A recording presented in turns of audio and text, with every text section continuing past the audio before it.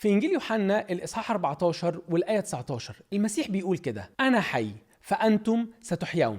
هل فكرت قبل كده المسيح حي ولا لا؟ الإجابة الطبيعية بتقول إيه؟ طبعا المسيح حي. ممكن تبقى في دماغك فكرة بتقول المسيح أصلا ما ماتش، ده ربنا كده خده حي، لكن مش ده اللي بيقول المسيح بيقول حاجة تانية، بيقول أنا حي فأنتم ستحيون، مش بعد أي حاجة غير إنه بعد الموت. يعني المسيح بعد ما مات وقعد في القبر 3 أيام بقى حي. فإحنا بنؤمن وبنعبد إله حي، مش إله ميت، بس إله حي من بعد موت. يعني إيه إله حي من بعد موت؟ يعني المسيح مش بس قام، لكن كمان قومنا معاه، وعايز يقوم كل واحد بيشوفنا، عايز يقومه من الموت بتاعه، من الفساد بتاعه، من إنه غرقان في الذنوب والمعاصي بتاعته وبيقول إنه ملهاش حل. لا، في حل في القيامة، في حل. الحل إنه المسيح حي بعد ما قام من الموت، فإحنا لينا حياة. فكر في الفكرة دي معايا.